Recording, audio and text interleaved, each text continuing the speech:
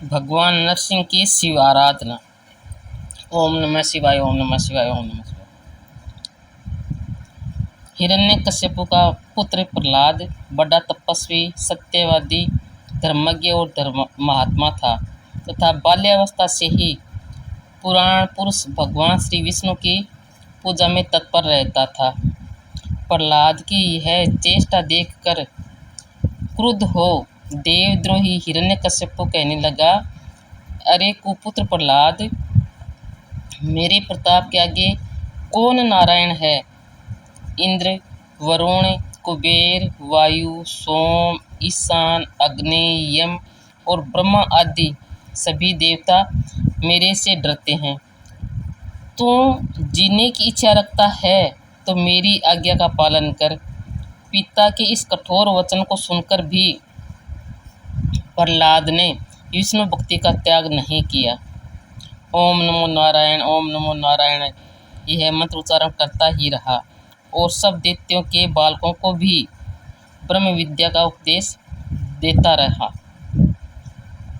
तब तो हिरण्यकश्यप ने प्रहलाद को अनेक यातना दी, परंतु भगवान के प्रभाव से उसका बाल भी बांका न हो सका। भक्त का कष्ट न सहकर प्रहलाद की रक्षा तथा हिरण्यकश्यप का संहार करने के लिए भगवान विष्णु नरसिंह का रूप धारण करके प्रकट हो गए और हिरण्यकश्यप का उदर विदीर्ण कर भयंकर गर्जना करने लगे। उनके घोर गर्जन से ब्रह्मलोक पर्यंत कांप उठे। यम, कुबेर, इंद्र और ब्रह्मा आदि सभी देवता भयभीत हो नरसिंह देव की स्तुति करने लगे। अनेक स्तुति करने पर भी जब भगवान नरसिंह शांत न हुए तब अन्य कोई शरण न जानकर देवता अपनी रक्षा के लिए मंदराचल में भगवान शंकर की शरण में गए।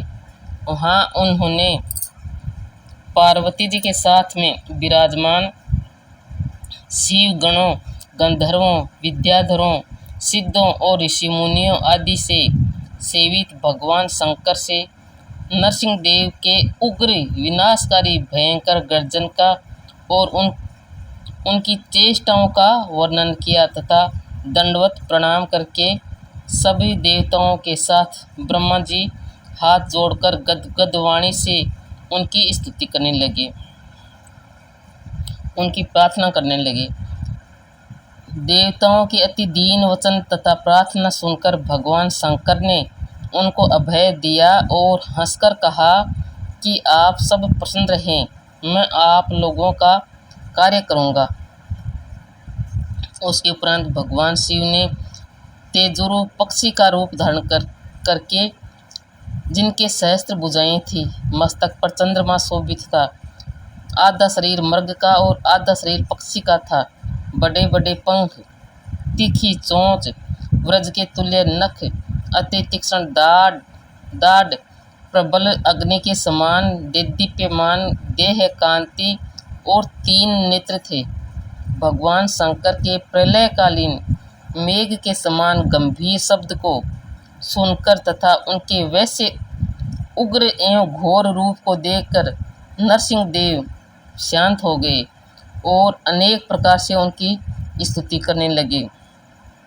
उन्होंने बार बार भगवान शंकर को प्रणाम किया और अपना बागंबर चरम भगवान शिव के निमित्त अर्पण कर नरसिंह देव भगवान शंकर की महिमा को स्मरण करते हुए अंतर्ध्यान हो गए तथा देवता भी अपने अपने स्थान को चले गए। ओम नमः शिवाय, ओम नमः